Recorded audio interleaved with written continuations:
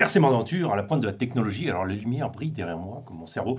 Donc, aujourd'hui, nous savons, sommes sûrs, une étude vient de paraître dans le programme technologique et spatial. Donc, on est sûr, les extraterrestres sont parmi nous depuis très longtemps, et oui, les tardigrades qui voyagent dans l'espace par les comètes et tout ça ont été effectivement testés à des températures de moins 300 degrés, non 250, je sais pas quoi, enfin bon, ceux qui savent corrigeront parce que ma précision n'est pas aussi forte que sur mes véhicules, et oui, parce que le zéro absolu sur Terre, enfin le zéro absolu qu'on peut créer, le tardigrade, ben, il tient toujours, on a essayé de le brûler au chalumeau, au barbecue, on a tout essayé, il crame pas le machin.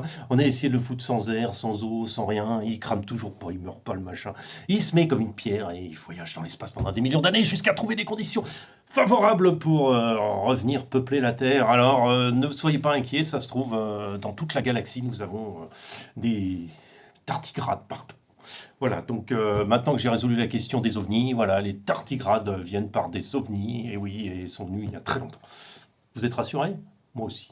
Très bien. Allez, on y va. Aujourd'hui, petite vidéo pour vous montrer.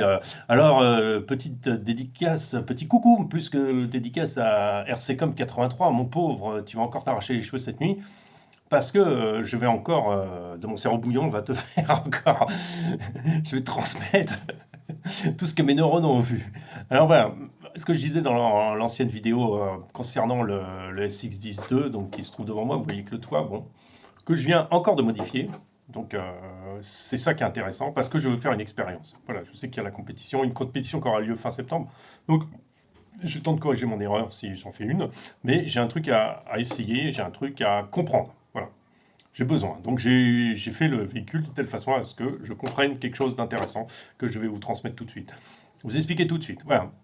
J'ai vu dans des vidéos des engins ultra légers, donc on est dans les 1,8 kg, 1,7 kg, 1,8 kg, donc vraiment très très léger avec des roues carbone, avec juste des brushes à l'avant, donc pas très lourd quoi en fait, et carrosserie super légère et tout ce qui va avec, hein, tout va bien, et avec des performances vraiment exceptionnelles. Alors je me suis lancé dans l'idée, j'ai écrit à ces personnes qui avaient ces véhicules-là, et je leur écris comment c'est possible. En fait, je ne comprends pas pourquoi, n'ayant pas de poids dans les roues, comment il arrive à une telle stabilité, une telle performance, quoi. Parce qu'on a tendance à mettre du poids dans les roues, poids en bas et tout, du moins, pour arriver à des meilleures performances pour descendre le poids de gravité. Enfin, ce qui paraît logique, en fait, quelque part. Plus il y a de poids en bas, moins il y a de proportion de poids en l'air. Donc ça, c'est la logique même, hein. Ça, on ne peut pas faire plus simple, hein. Et, mais bon, du coup, il m'a répondu, c'est parce que le véhicule est mieux équilibré que les autres qu'il a.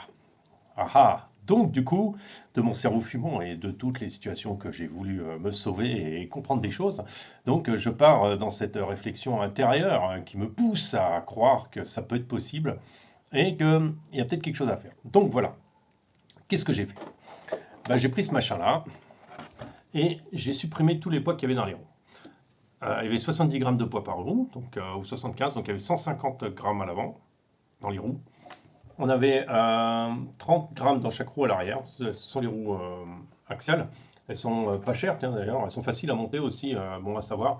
Et en plus, elles sont très légères. Elles sont très légères. Donc voilà. Donc là, j'ai monté mon véhicule, il fait en ce moment 1,992 kg, il me semble.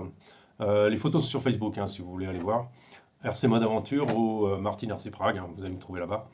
Et voilà, j'ai donc décidé de baisser le poids à fond pour voir ce que ça fait, supprimer le poids dans les roues, ce qui est contre nature et contre toute logique par rapport à la performance, mais j'ai envie d'essayer. J'ai envie de voir ce que ça donne et qu'est-ce que ça va donner. Donc vous aurez une petite vidéo. Demain, on va avec les enfants, on va prendre les trois véhicules, donc je vais essayer de faire une espèce de... On prévoit de faire des parcours. Donc un peu comme une compétition entre nous trois, enfin un truc rigolo quoi. Et ce sera l'occasion de pouvoir comparer les véhicules sur leur performance et à leur terrain. Les deux autres sont équipés des mêmes pneus, donc c'est les Duratrax Showdown C3. Il y a juste celui-là qui est monté en Proline Flight Aron 1.9 XL, donc XL plus gros que les 1.9 normales, et qui a le cerveau sur le pont par rapport à l'autre. Alors, par contre, ça va être très intéressant parce que du coup, on va se demander ce manque de poids vers le bas, qu'est-ce que ça va nous apporter? Et je sais pas. Je sais pas, faudrait que je fasse un essai, donc je vais faire ça. Et je vous transmettrai, vous allez voir, et puis j'essaierai de commenter les vidéos par rapport aux performances. Je suis très curieux de savoir ce que ça donne. Je sais que j'ai gagné 300 grammes à peu près sur le véhicule. 300 grammes, c'est quand même beaucoup. Et ça va me permettre de bien descendre comment on appelle ça? De augmenter largement les performances, puisque on est à plus de 10-12% de points en moins. Et ça va faciliter le travail pour monter dessus. Après, est-ce que les pneus vont travailler correctement avec un poids si bas? Je ne sais pas. Donc voilà, ça c'est la grosse modification que j'ai faite. Et pareil, j'ai remodifié le système de suspension avant qui me plaisait pas tellement, comme je disais, c'était dur. Trop dur, donc je vais vous montrer ça. J'ai remonté les ressorts. Alors ce sont les ressorts normalement qui sont à l'arrière. On a toujours de la 40 watts, comme vous voyez, c'est vraiment bien bien ralenti, même un peu trop je trouve.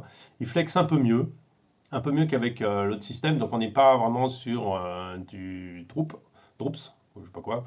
Mais on va voir ce que ça donne. Curiosité, moi je suis toujours curieux. Donc on va voir et vous aurez l'occasion de vous rendre compte des capacités de l'engin. Voilà, c'est ce que je voulais partager avec vous. Qu'est-ce que j'ai à dire encore? Rien de spécial, que je vous souhaite une bonne journée. Et je vous dis à très bientôt. Et puis, continuez à liker, à vous abonner et continuez à soutenir la chaîne, c'est sympa les gars. Et puis, je vous mets une vidéo de roulage, alors là j'en ai pas encore, mais ça va venir. Voilà, mais ce que j'aimerais bien dans l'absolu, c'est redescendre encore un peu le châssis, parce que j'aimerais bien quand même qu'il soit encore plus bas, comme on a des grosses roues, on a les moyens de l'avoir encore plus bas, et j'aimerais bien encore le redescendre. Donc on va voir ça bientôt. À très bientôt, et alors c'est comme 83, allez, travaillez, enfin toute la nuit là. Allez, bon courage, à plus.